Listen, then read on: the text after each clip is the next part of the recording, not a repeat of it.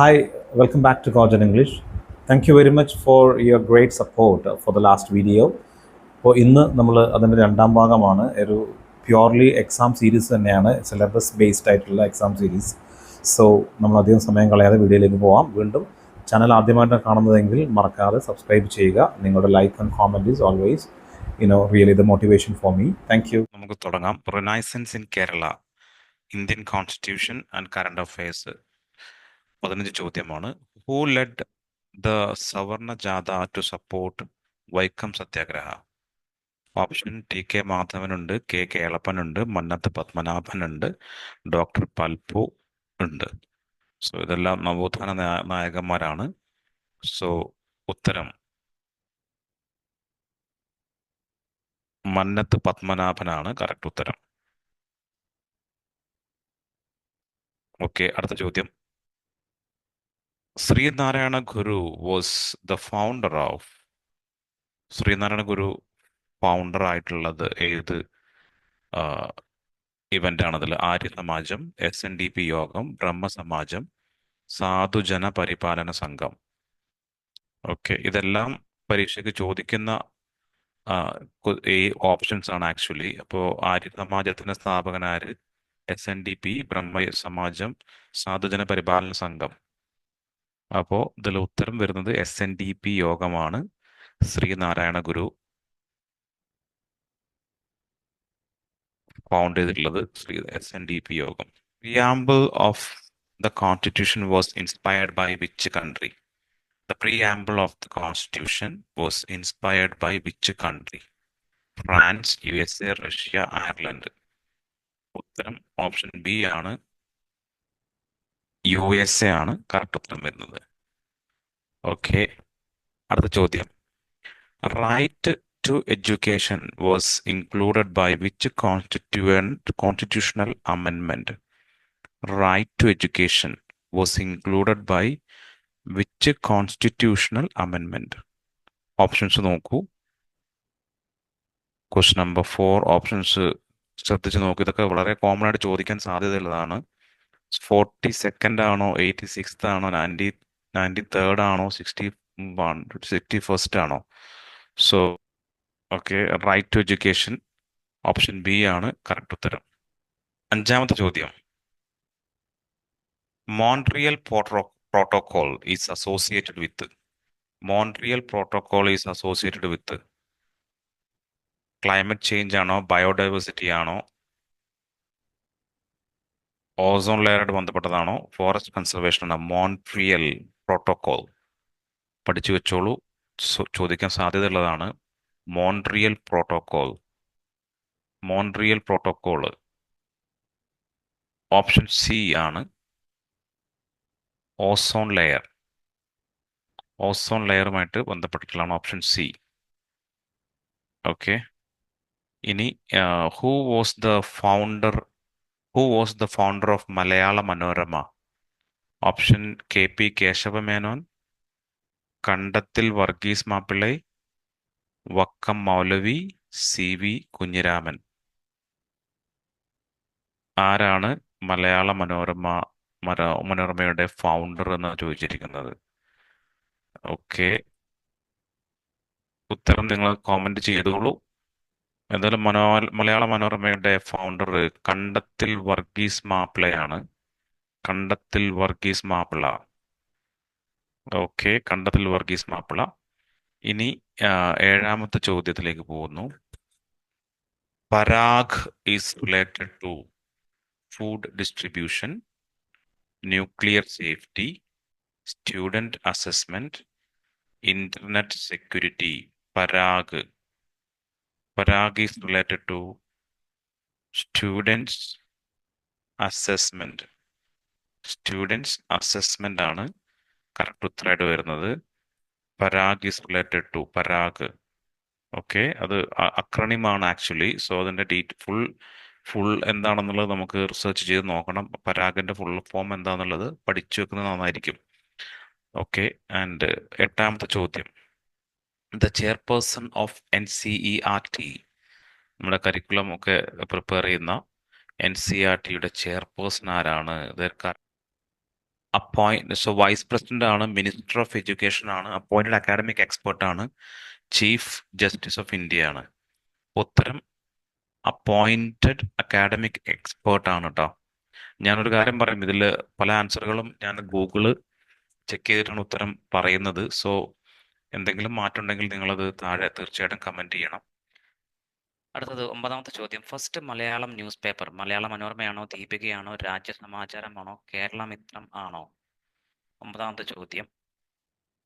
Okay, ഉത്തരം രാജ്യസമാചാരം ആണ് കേട്ടോ. രാജ്യസമാചാരം, മലയാളത്തിലെ ആദ്യത്തെ ന്യൂസ് പേപ്പർ രാജ്യസമാചാരം. രാജ്യസമാചാരം അത് പഠിച്ചു വെച്ചോളൂ. Which movement is known as the first renaissance movements in Kerala? Repeated ആയി ചോദിക്കുന്ന ചോദ്യമാണ്. കേരളത്തിലെ ആദ്യത്തെ നവോത്ഥാനവുമായി ബന്ധപ്പെട്ട ആദ്യത്തെ മൂവ്മെന്റ് ഏതാണ്? വൈക്കം സത്യാഗ്രഹമാണോ, ടെമ്പിൾ എൻട്രി പ്രൊക്ലമേഷൻ ആണോ, മലയാളി മെമ്മോറിയൽ ആണോ, കല്ലുമാല അജിറ്റേഷൻ ആണോ എന്നാണ് ചോദിച്ചിരിക്കുന്നത്. സോ 10ാമത്തെ ചോദ്യത്തിന്റെ ഉത്തരം ഓപ്ഷൻ സി ആണ്, മലയാളി മെമ്മോറിയൽ. മലയാളി മെമ്മോറിയൽ ആണ് കറക്റ്റ് ഉത്തരം വരുന്നത്. Option C, Malayali memorial. അടുത്തത്, secularism was added to the constitution through which അമെൻമെന്റ് ആണ്? സെക്കുലറിസം ഓപ്ഷൻ എ ആണോ, ഓപ്ഷൻ ബി ആണോ, ഓപ്ഷൻ സി ആണോ, ഓപ്ഷൻ ഡി ആണോ? സെക്കുലറിസം എന്നുള്ളത് ഏത് അമെൻമെന്റ് ഭാഗമായിട്ട് ആഡ് ചെയ്യപ്പെട്ടതാണ്? സോ ഓപ്ഷൻ എ ആണ് ഉത്തരം. 42nd അമെൻമെന്റ്. 42nd അമെൻമെന്റ് ആണ് കറക്റ്റ് ഉത്തരമായിട്ട് വരുന്നത്. ഇനി 12th number 12. The directive principles of state policy are borrowed from. ഇത്തരത്തിലുള്ള ചോദ്യങ്ങൾ സ്ഥിരമായിട്ട് ചോദിക്കുന്നതാണ്. Directive principles of state policy ഏത് ഇതെന്ന് എടുത്തതെല്ലാം ചോദിക്കുന്നത്. ഡിറക്റ്റീവ് പ്രിൻസിപ്പിൾസ് ഓഫ്, അപ്പോ ഉത്തരം ഓപ്ഷൻ ബി ആണ്, ഐറിസ് കോൺസ്റ്റിറ്റ്യൂഷൻ ആണ് കറക്റ്റ് ഉത്തരമായിട്ട് വരുന്നത്. Irish constitution. Irish constitution. Okay, directive principles ഏതെന്ന് എടുത്തുള്ളത്?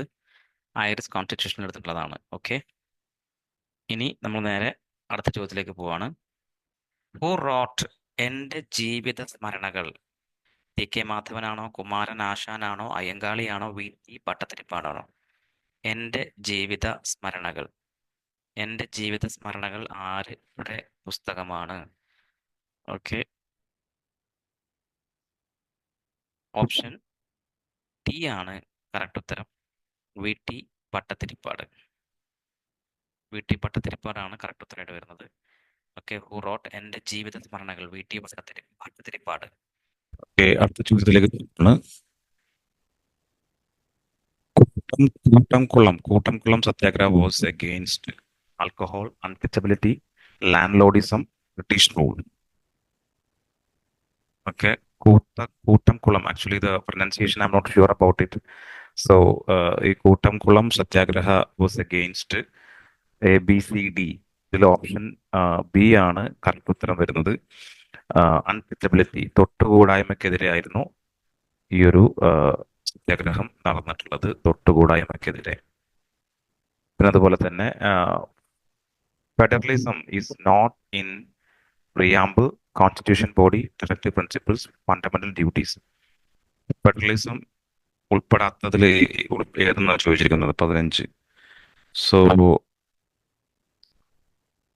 ഓപ്ഷൻ എ പ്രിയാമ്പിൾ ആണ്. Option A preamble. ഓക്കെ, ഇനി നേരെ പാർട്ട് ബി, എഡ്യൂക്കേഷൻ, പെഡഗോജി, സൈക്കോളജിയിലേക്ക് പോവാണ്. 16 മുതൽ 30 ചോദ്യങ്ങൾ. Full form of CCE.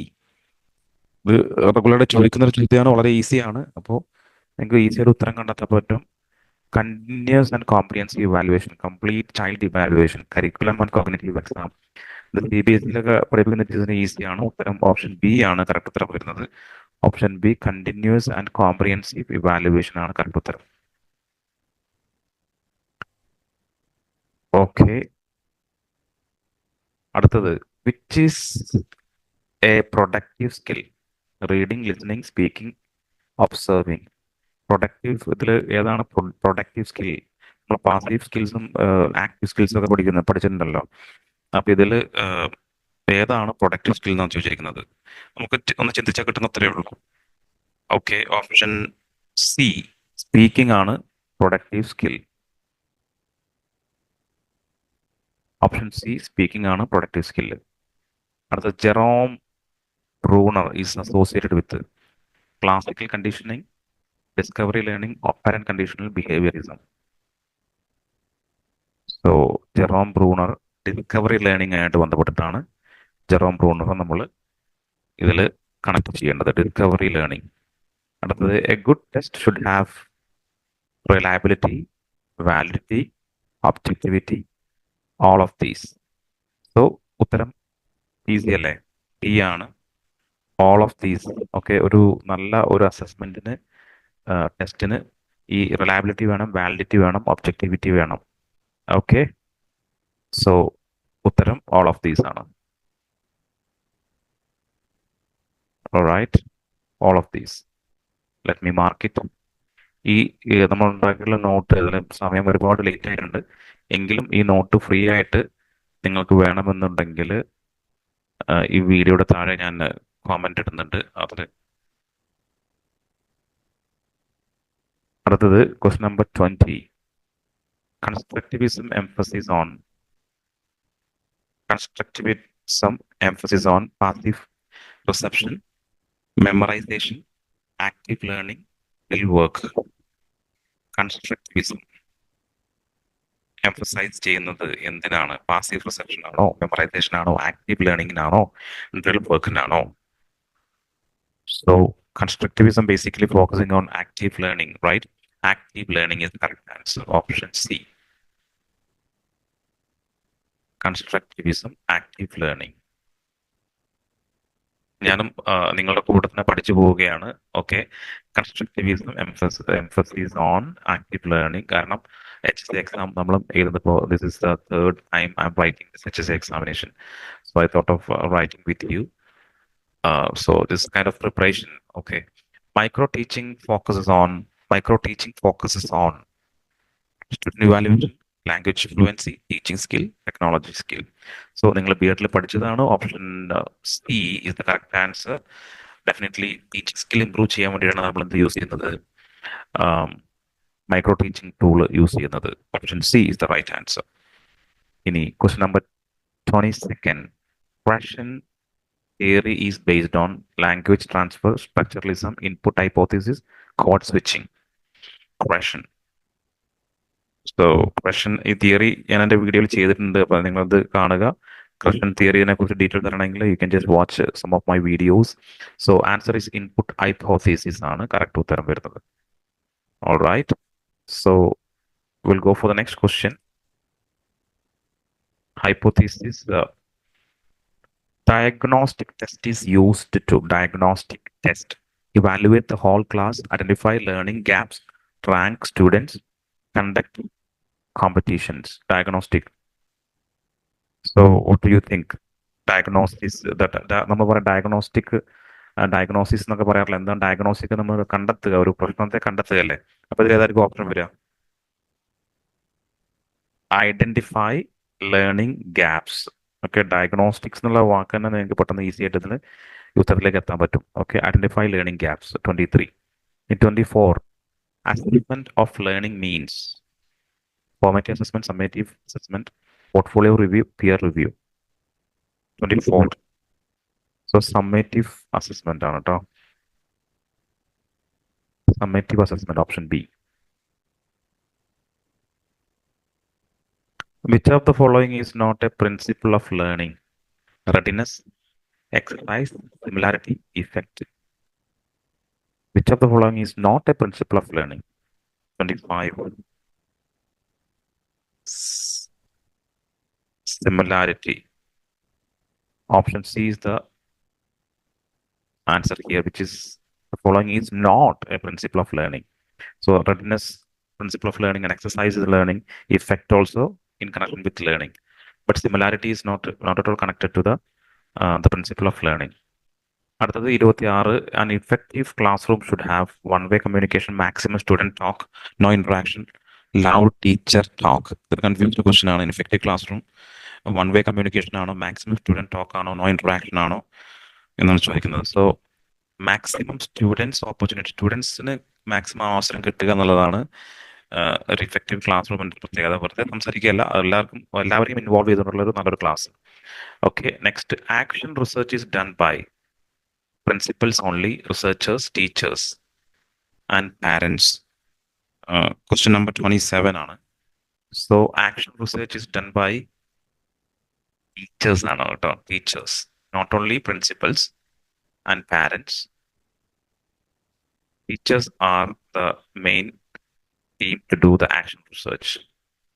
Reflective teaching involves imitation, blind practice, self-evaluation, memorizing content. So here, what is the correct answer? Reflective teaching. Option C ആണ് self evaluation. Option C, self evaluation. Which is the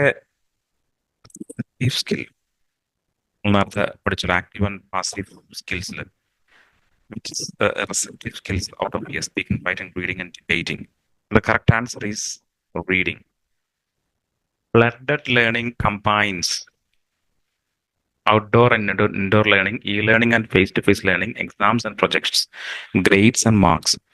so blended learning വളരെ important ആണ്. നമ്മളിപ്പോൾ ടെക്നോളജിയും അതുപോലെ തന്നെ real class റൂംസും blend ചെയ്യുക എന്നുള്ളതാണ് നമ്മൾ ഉദ്ദേശിക്കുന്നത്. അപ്പോൾ അതിന് ഉത്തരം ഓപ്ഷൻ ബി ആണ്, E learning and face to face learning. Option B is the correct answer.